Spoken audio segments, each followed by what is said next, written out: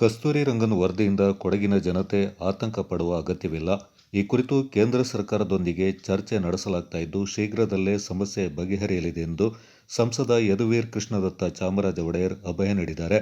ಮಡಿಕೇರಿಯಲ್ಲಿ ಸಂಸದರ ನೇತೃತ್ವದಲ್ಲಿ ವಿವಿಧ ಸಂಘ ಸಂಸ್ಥೆಗಳ ಪ್ರತಿನಿಧಿಗಳು, ರೈತ ಮುಖಂಡರು ಹಾಗೂ ಪರಿಸರ ಪ್ರೇಮಿಗಳೊಂದಿಗೆ ಕಸ್ತೂರಿ ರಂಗನ್ ವರದಿ ಕುರಿತು ಸಂವಾದ ಕಾರ್ಯಕ್ರಮ ನಡೆಯಿತು. ಸಂವಾದದಲ್ಲಿ ಮಾತನಾಡಿದ ಸಂಸದ ಯದುವೀರ್ ಒಡೆಯರ್, ಕಸ್ತೂರಿ ರಂಗನ್ ವರದಿ ಇನ್ನೂ ಕರಡು ಅಧಿಸೂಚನೆಯ ಹಂತದಲ್ಲಿದ್ದು, ಮುಂದಿನ ದಿನಗಳಲ್ಲಿ ಹಲವು ಹಂತದ ಚರ್ಚೆಗಳು ನಡೆಯಬೇಕಿದೆ ಎಂದು ತಿಳಿಸಿದರು.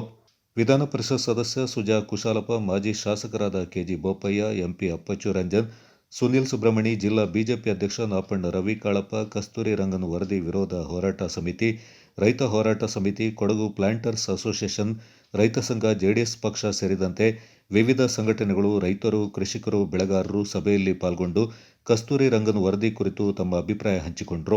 ಇದೇ ವೇಳೆ ಕಸ್ತೂರಿ ರಂಗನ್ ವರದಿಯಂತಹ ಕೊಡಗಿನ ಜ್ವಲಂತ ಸಮಸ್ಯೆಗಳ ಕುರಿತು ಪಕ್ಷಾತೀತವಾಗಿ ಸಭೆಯನ್ನ ಕರೆಯಲಾಗಿದ್ದರೂ ಕೊಡಗಿನ ಇಬ್ಬರು ಕಾಂಗ್ರೆಸ್ ಶಾಸಕರು ಸಭೆಗೆ ಗೈರಾಗಿರುವುದಕ್ಕೆ ಬಿಜೆಪಿ ಕೊಡಗು ಅಸಮಾಧಾನ ವ್ಯಕ್ತಪಡಿಸಿದೆ. ಪ್ರಸ್ತುತ ಚಟುವಟಿಕೆಗಳು, ಪಾರಂಪರಿಕ ಚಟುವಟಿಕೆಗಳು, ಕೃಷಿ ಚಟುವಟಿಕೆಗಳಿಗೆ ಯಾವುದೇ ರೀತಿ ಹಿನ್ನಡೆ ಇರಲ್ಲ, ಯಾವುದೇ ರೀತಿ ಅದಕ್ಕೆ ನಾವು ತೊಂದರೆ ಕೊಡಲ್ಲ ಅಂತ ಬಹಳ ಸ್ಪಷ್ಟವಾಗಿ ಬಂದಿದೆ. ವಿಶೇಷ ಅಧಿವೇಶನ ಕರಿತೀವಿ ಅದು ನನ್ನ ರಾಜ್ಯ ಸರ್ಕಾರದಲ್ಲಿ ಇಲ್ಲ. ನಿಮ್ಮ ಜನಪ್ರತಿನಿಧಿಗಳು ಅದರಲ್ಲಿ ಭಾಗಿಯಾಗಿ ಸಕಾರಾತ್ಮಕವಾದಂಥ ರೀತಿಯಲ್ಲಿ ಚರ್ಚೆ ಮಾಡಬೇಕು.